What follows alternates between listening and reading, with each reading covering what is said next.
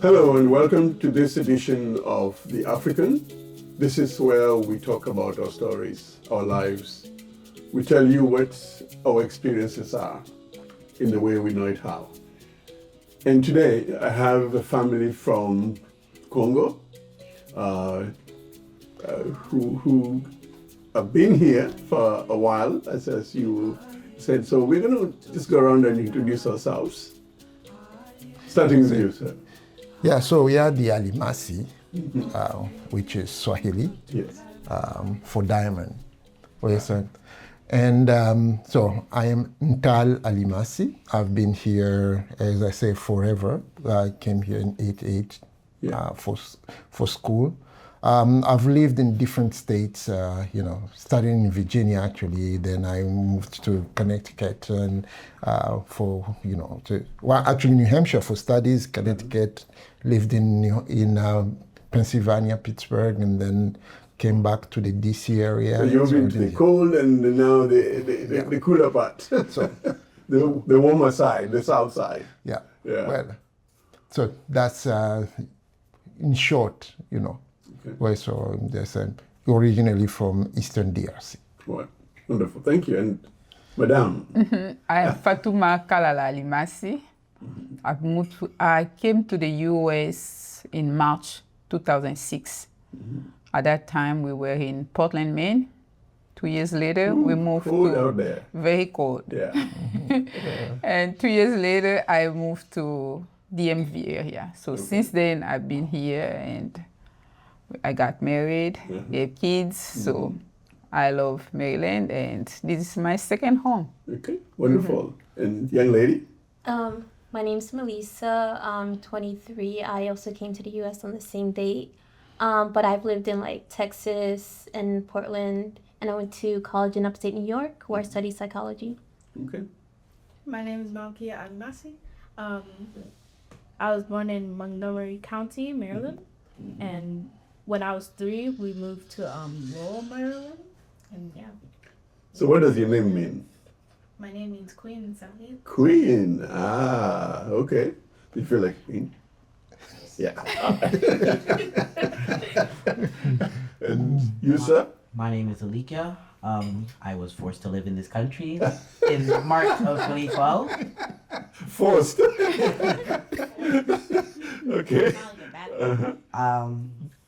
I think I've just lived in Maryland my whole life, and I think this is definitely just my home. It's always has been, and I think this represents a big part of me. Okay. And what does your name mean? My name means hope in Guatemala. Okay. So you're a very hopeful, very optimistic person. I think so. Yeah. Okay, so we talk about family, and again, people describe family differently. So the challenge is that I'm going to give you now is to give me 3 words that describe family for you. And no repeats. No repeats. You don't repeat what you say, that your own. So we'll start with you. Okay. Yeah. I think family means love, discipline, and hard work. Okay. All right. I would say intimacy, interconnectedness, and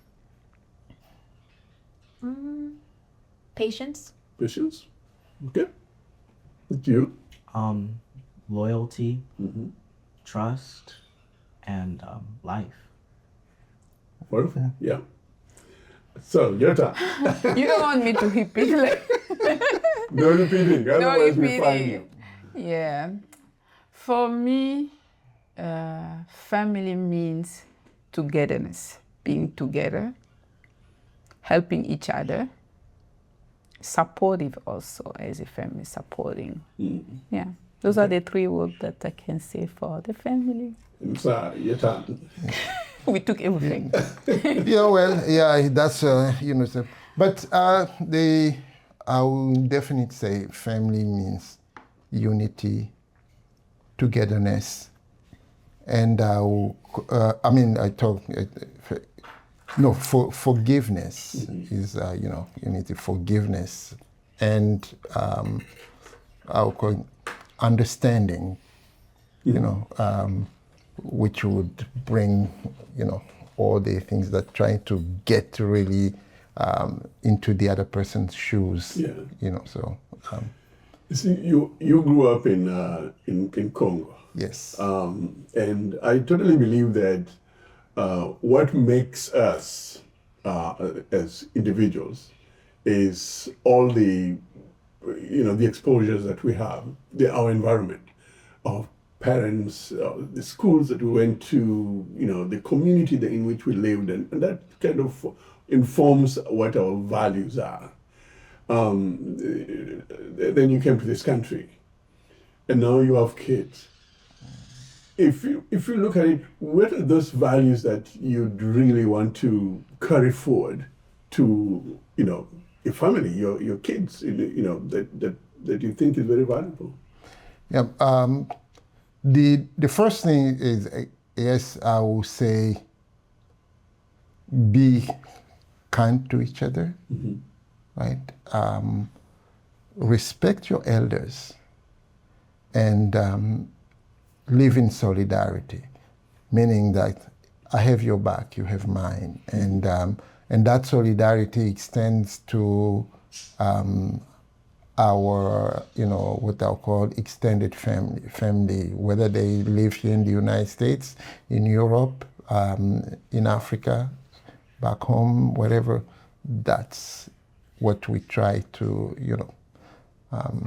to instill, Sometimes without saying it, just by what we do and having the children pick from there, If I may add, I grew up in a family where my dad was the only dad in the city. So our house was, the doors of our house were open. We were growing up with cousins. We didn't know that they were cousins. We just knew that they were our brothers. We grew up with sisters. We thought they were from our dad and mom. They were not. It's just when we were adults, we found out, no, their dad passed away in the village. Okay. And then we ask, really? All those times they were not from our dad and moms? Yeah. So it's like that. It's just a family. Cousin, we didn't know about cousin. Right. It was just brother and sister. In fact, in our languages, a lot of times you don't even have the word cousin. So Yeah, they're just brothers. we try to do it here in the US, but it's difficult for our kids to understand that they are all one family, brother and sister, no cousin, no step, no, they're just family, the whole family. So, what are some of the things that you've observed that you sometimes go, I wonder why our parents do that. That seems unique to you, and you're like, I think she's ready with something. It's already coming out in your head.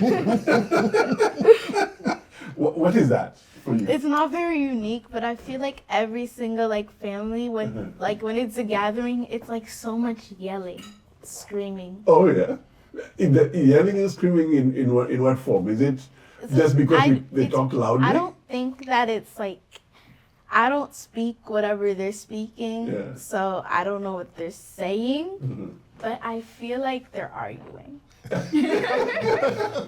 So that is when they speak in either Swahili, when Or Lingala. French, I can understand a little bit. The French you can understand, but how about Lingala? Not at Or all. Swahili? Only know the basic words. Yeah.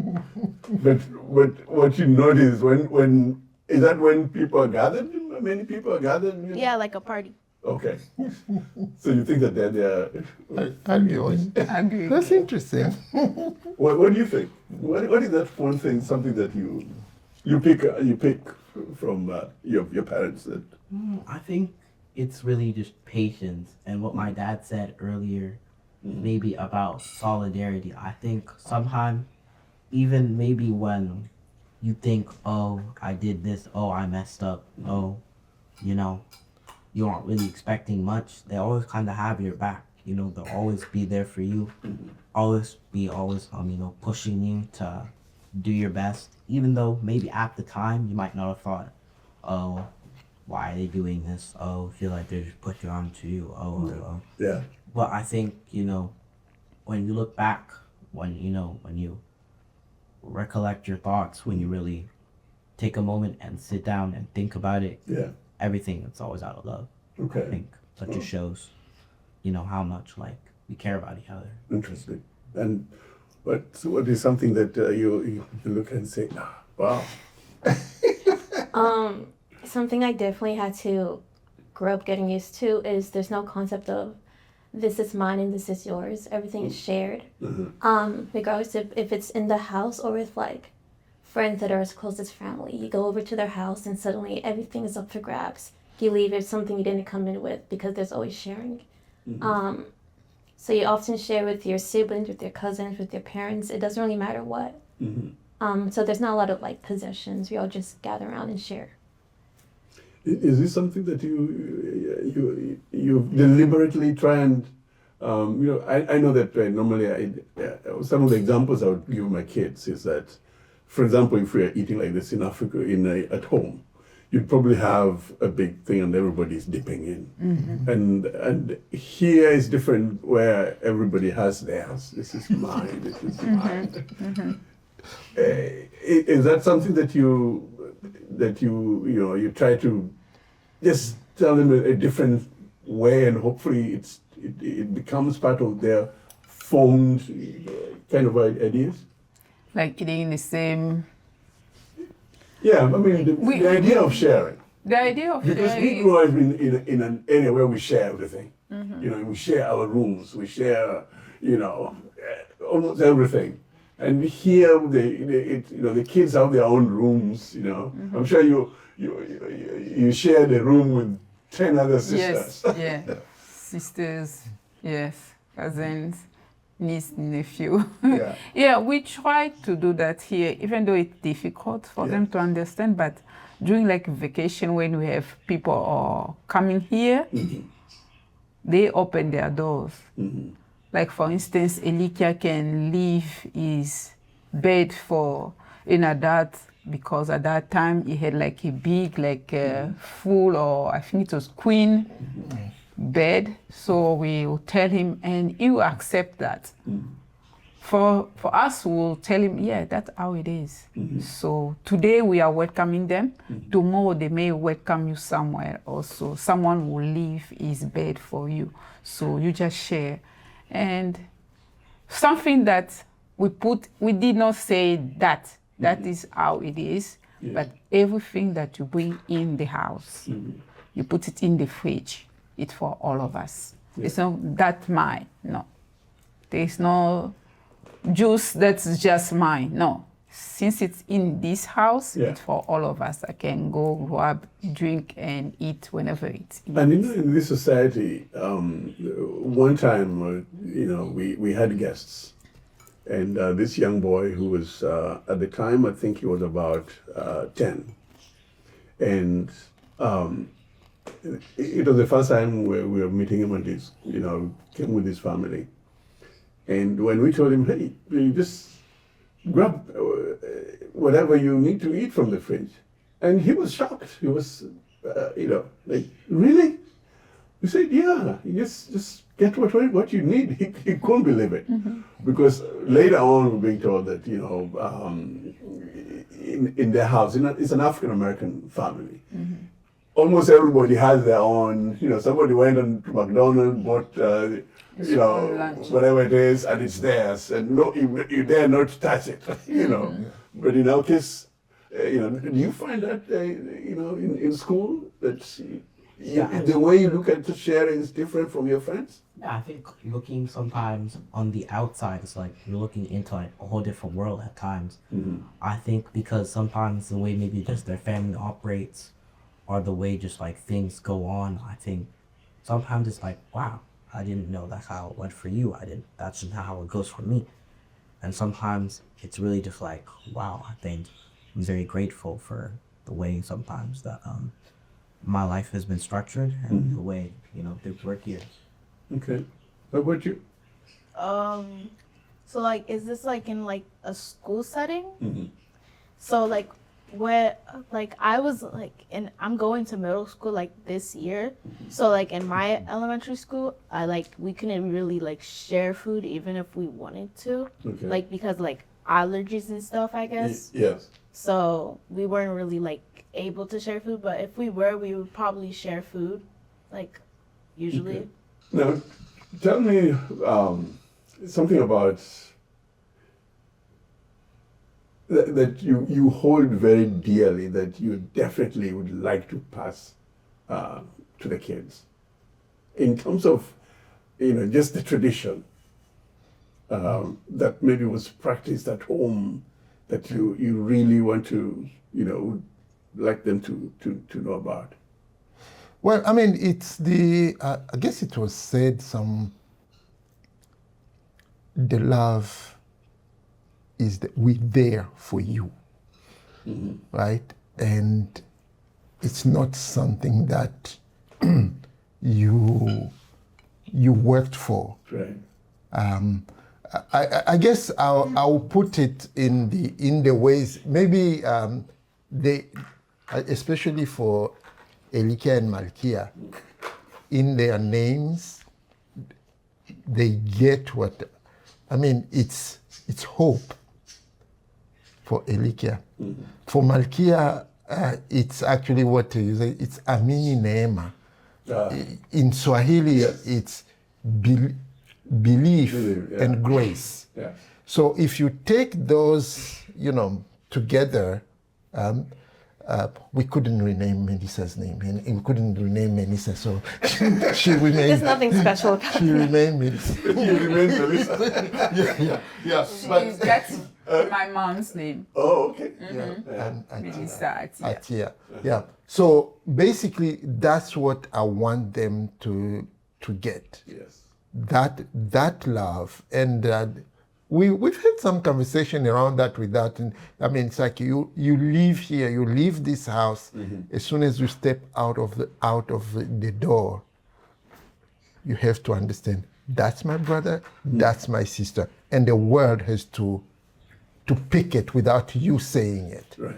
Right. Yeah. So that's I guess we had that conversation a couple of days ago as they were preparing to go to middle school together, right?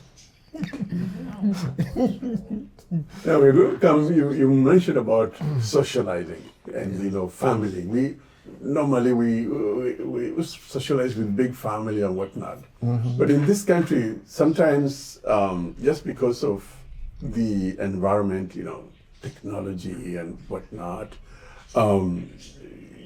has really creeped in to life. Yeah. These young men are very savvy with technology. Maybe in his room for a whole while, and he's on a video game. And how do you balance that and the socializing with people outside?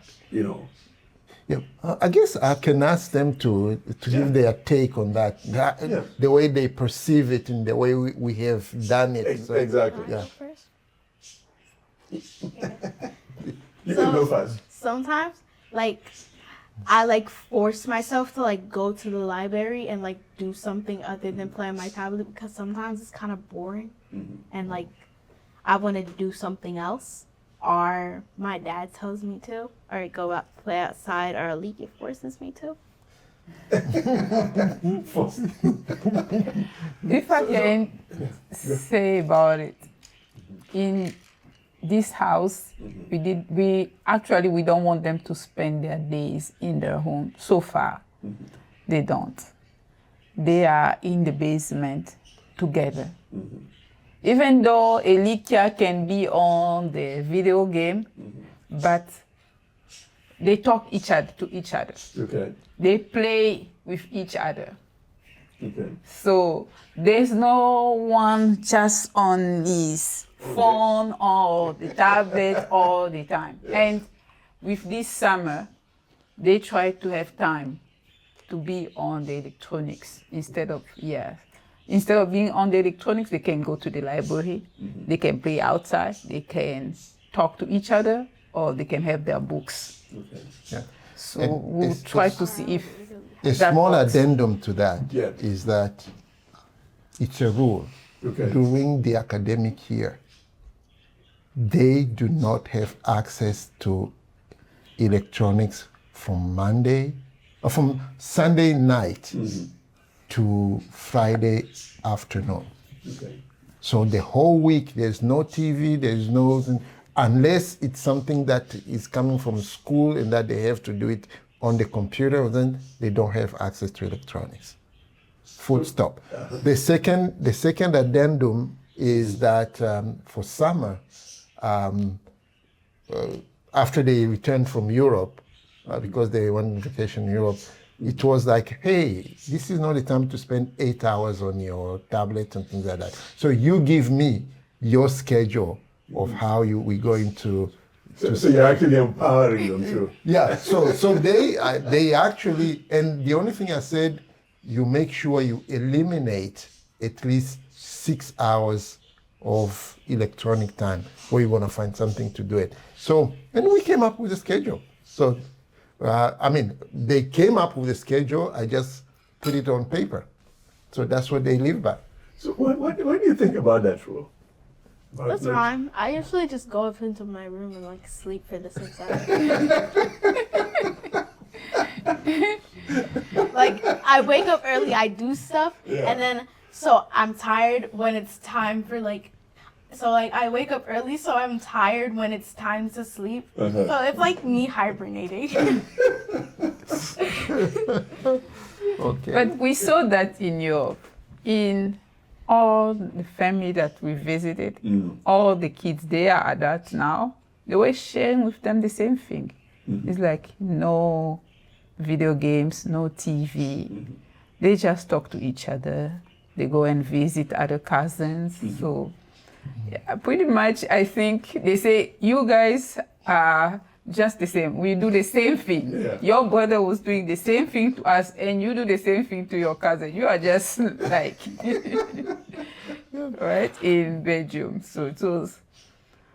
What has been your take on that? It doesn't affect me. I've been smart about it. In elementary school, we used to have like a packet for a week, so I'll do all my homework on Monday. Rest of the week, I can watch TV, so I can still get my work done. Same thing in middle school. I always put like studies first. So I always done really well in school with my grades and stuff. So technology has never been like a big problem for me. I think I've kind of like learned on my own how to like make time for studying, make time for my hobbies, make time for browsing on the internet. So now that I graduated, I can kind of like spend a little bit more time on my phone, but I spend time like reading. I've been trying to get into arts, so I have a tablet that I do digital art on. I've been trying to learn different languages. It's a work in progress. So I kind of graduated from that, thankfully. What kind of art? Not good art at all, but What do you mean good art? it's not good. Drawing or Drawing, painting? yeah. I got really into art, so I've been trying to draw like portraits Okay. and play around with it. I'm not good yet, Practice. Yeah. but I She's will. lying. Huh? She's She's lying. good. She's good. Oh, so She's humble, she's but being yeah. humble, huh? Yeah, and Melissa just touched on one aspect of probably how in different homes, and things that, I mean, my wife from Kinshasa and myself from Bukavu, they always say, and it came and they are kind of, they have picked up on it. It's your studies come first before any thing Thing else. else. So it's like, yeah, I want to go play. If your studies, if you have been doing something, that I like, but mine, my academics have suffered, then that thing get crossed. You go back to, and so they have picked up on it, and they are very good students. I mean, we are very proud of, what they've been doing in school and things like that. And they will continue to do that, but they know the minute their grades go down.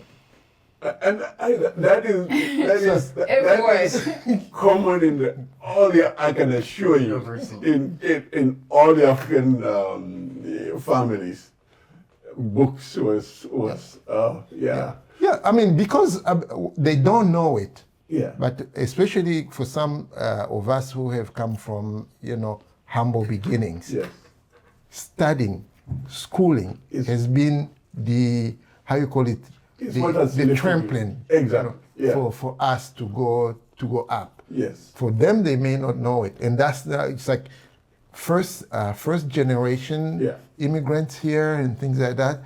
That's something that's what puts you at par. We carry with us, Yeah. and we want them to take advantage of all the the schooling benefits that they can find here. Yeah. So that's basically something that So with this kind of environment, and you guys, you're out there with your peers and whatnot, is there any one thing that kind of just sometimes frustrates you? Like it's like, Dad, Mom, Is there something that you kind of, because again, your environment, you're out there with your friends and you're involved in discussion with, how they are at home and in this wonder, okay, why are my parents like that? Oh, it's not my parents, it's my friends that are making me mad. Oh yeah? My friend, she keeps every time, she's not even my friend, she's just somebody. an associate. Mm-hmm. Yeah, she's an associate. It's she's every time I see her, she's like, "Do you have money?" No, I do not have money. And if I did, I would not give it to you. Okay. And you? I think one grief I might have, I think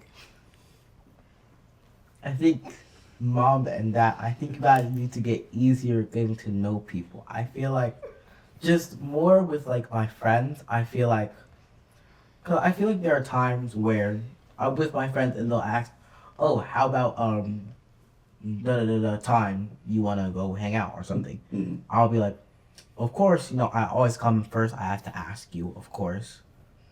But the thing is, I feel like sometimes, I should just be able. I'm not saying, of course, I should just go, but I think sometimes, I should just be able to maybe go to the library with my friends. I should just be able to say, "Oh, I'm going." I think, I feel like sometimes I feel like all I should have to do is just let you know, because these are people that I trust, and these people. I mean, I know that they're not gonna do anything wrong, because in the end, when I pick out my friends, I pick them out first with the values that you've given me and the values that you've instilled in me. So in other words, you're saying, trust me. Elikia has words. Yeah. He knows to defend himself. Yeah. That's what I noticed since he has been going up. The first thing, when I noticed that he made a case to have something. He always does. He knows. To have the phone, he came with a case. He's going to be a good lawyer. Okay. He came, he was like, he was like, it has been thrown out there now. he was like, "Dad, Mom, I'm going to start middle school. I'll be taking the bus. How am I going to communicate to let you know if the bus is late? If I miss the bus, or if there's no bus?" So I need. He made his case. He made his case to have a phone. It's the same thing that he's doing now. He's making his case He's making his to be case. able to say like, okay, after school, I'll go to the library. Yeah. But And the library is just here. Yeah. yeah, but he also knows this Yeah. because I mean, it's like, sure. However, just because you trust your friends, just because you pick them up, carefully, if we don't know who they are, they don't exist. That's another thing about an African apparel. we have to know about your friends. If you are going to meet with them, Yes. we need to know who you are meeting with. Yes. If you're going to spend time with them, even though they are your friends, right?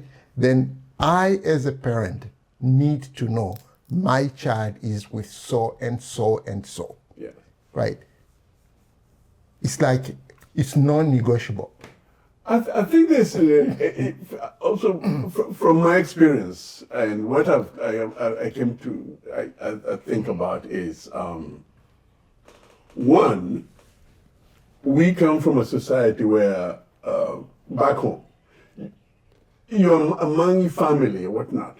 So just when you inform your parents, I'm going to go to see my uncles, I'm going to be with so and so. It's already given. Here we are in a different society, and a lot of times I think the kids think that, when I tell my parents this, it's about monitoring. And I think the disconnect is that for us as a parents, at least for me, when I did this with my kids, I wanted to know who are you going to see, who are you going to be with. It was not a matter of, I don't want you to go, but I want to know for first, safety, things to do with safety. Are you safe there? How can I reach you if there's a need, But I think the disconnect, and this is something that, the kids will tell me, is that, you don't trust me? No, I trust you. I trust you. So I think that's where the disconnect is, because they want to have more responsibility to make the decisions, right? That's what you're talking about. Yeah. That they have that, they feel that I'm grown now to need to make that decision myself. Yeah. Yeah. Oh, and the other thing in that vein is like, no, you cannot decide on your own that after school I'm gonna get home, or no, maybe I'm not going to get home first, but I'm just gonna call my dad and say, Dad, I'm stopping by the library. You get home first. I need to see you, right? Or if you have that plan 2 days before, let me know. I need to be prepared to that. Again, it's a matter of, how you say it. I think you put it so well. Where we come from, the children used to just wander about in the neighborhood.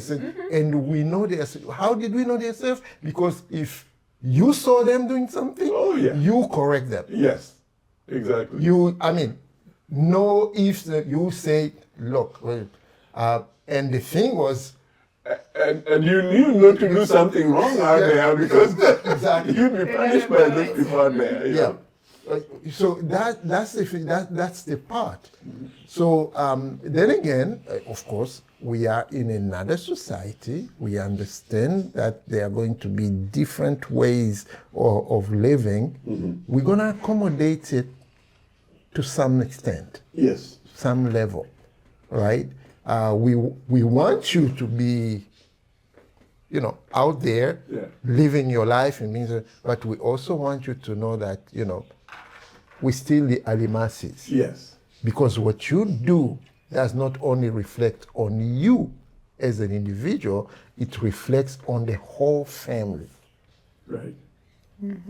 If you get a leg, broken, it's the whole family that picks up that, the thing. God forbid one of your friends does something to somebody's property and you're there, and the police comes and takes you in, it's the whole family that. And then we have to scramble to find a way to deal with that. So we are trying to be proactive. You still have the freedom, the liberty, and the independence that you want, but understand that until you get to Melissa's age, we are responsible for you. So just to assure you that is the African in us. All African families will tell you, oh, this is what. I remember that was some of the things that we would explain to the kids, you know. And even now that they're grown, sometimes when they were still in the house, we would say, hey, if you're going to go out, just let us know so that, you know, we know where to, you know. Yeah, who to call. Who to call, exactly. And it's just a matter of safety. So that and something that, you know, that I think the kids' mind and they're now grown, are just understanding that we straddle that line between what we know from how we grew up and the things that are here, and we try to kind of straddle that line, you know, to balance it. In all this about life, what are you thinking about when you see your parents, you know, going to work and whatnot? How does that inform, or has that informed your kind of outlook of what you want to do in the future? Well, I mean, I think sometime going, like, especially, you know, with my mom, when she worked at Voice of America, of course, like, for things like bring your kid to work day, I think sometime it gave me an insight on what she did every day. And I think even though that might not be exactly what I might, like, pursue in life, I think definitely it just shows me how, you know, the real world works and how things, you know, operate. And it shows me, like, how I might be able to manage my day-to-day life with other things like social life, children, you know, and just how to be able to balance everything. Do you find that as you grow up, you challenge yourself more in terms of, oh, I saw what my dad and mom do. They wake up every day in the morning and whatnot. Does that inform what you're kind of thinking? Well, you know, like, for the waking up thing, I have, like, not really an alarm clock. I have an Alexa Echo Dot. So that's what I use as an alarm clock. So you're a friend to Alexa. Now, one thing that we hear definitely, we talked about the big family at home, where, you know, you're always surrounded by family. But here we are, I would say that we are much more closer to the kids because we are so much involved with them. You know, there's no bigger family that they can go to or somebody that can look at them. So this might be challenging for you because they're still young. Yeah. How has that been for you in terms of juggling the kids and work? I can say we rely on each other, just two of us. To have small children, I can say, like, I was blessed to have him working from home, so I can go to work early, knowing that he's there. He can wake them up, help them to be ready to go to school, and come back. So my challenge was, like, or my support was, I have to make sure that they have everything they will need for the day. Like, in the morning, they have their clothes done, their lunch, everything that you need in the morning, I'll prepare that ahead of time. And also for him working from home, to have his lunch, breakfast, or whenever ready. So as soon as I come home, it's just to prepare the dinner. A little bit challenging, but we went through it smoothly. Yeah. I was expecting them to say something that they asked me numerous times. Dad, what do you do? Yeah, what do you do? Now it comes. Yeah, I mean, it's like they have an idea, but it's still, it's because it's not the usual, 9 to 5, and you have a title and things like that. That they would so yeah, Elika can talk more about it because you do consulting. You do. I mean, sometimes you travel. For instance, Malkia, I think can remember a time where I went for 3 months and I came back. And I don't know. She was like, before she started kindergarten, So I went to, on a what you call duty, temporary duty, right? So you go and say, so that it doesn't come with a title that you hear they say. My dad is so and so. Yeah, so that's one. The other thing I was expecting him to mention, because Elika has mentioned it a lot, and I think it's sort of, it's my work, a church, the community, or something like that, because that shaped them, shaped their community involvement. Maybe they are wanting to be on the stage because as they grew up, I was the the president of the National Association of African Catholics in the U.S., which becomes it's a huge stage. They see you talking, and I think if Elika is such a good, it's like sometimes those are the things that children pick from. You may have not given them.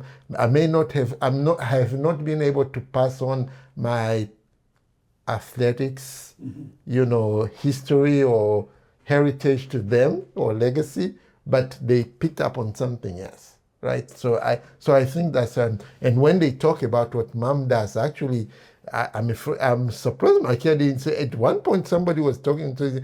They want to take journalism type of hobbies, things, right? So that's how everywhere children pick up from. Doesn't mean that necessarily that's what we would want for them, but we see it. Yeah. Yeah. So how about Melissa? Yeah. What's the question?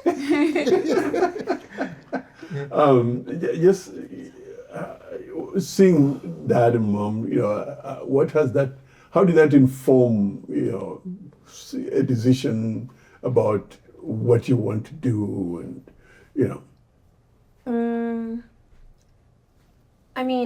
one thing is just like the longevity, seeing how they do the same work they've done for so many years.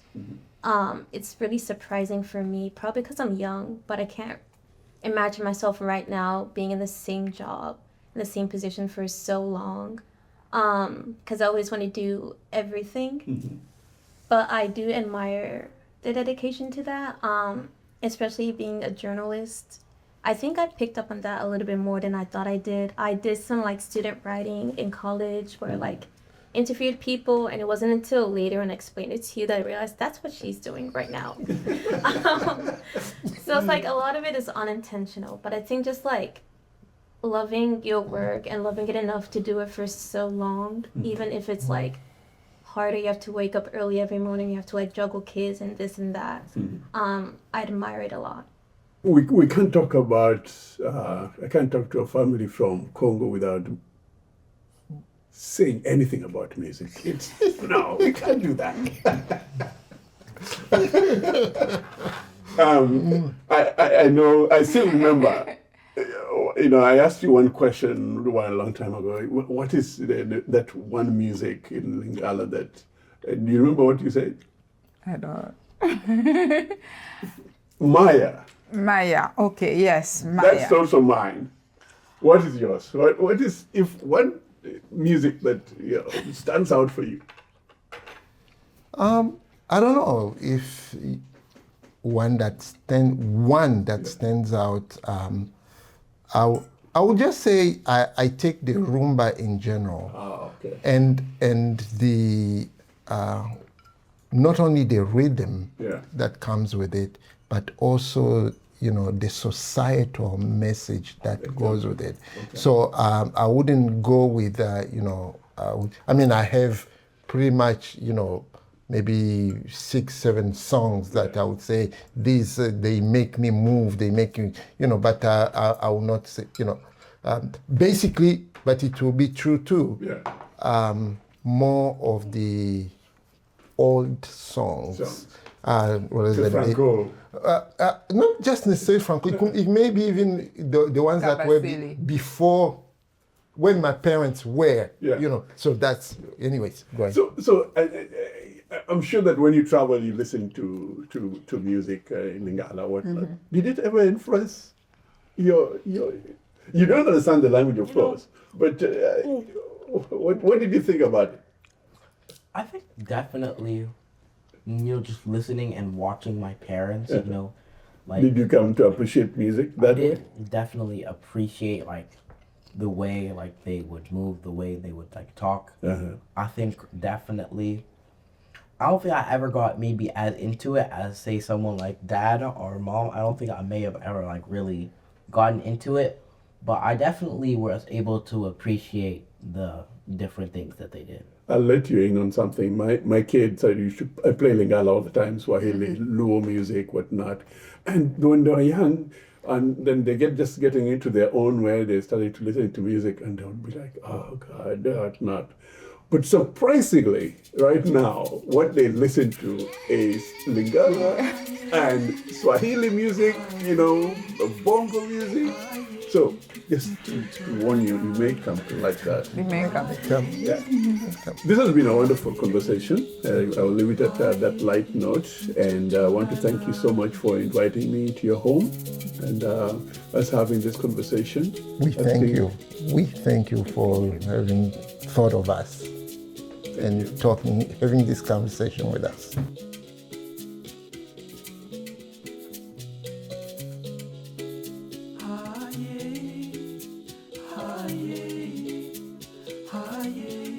Mtoto lala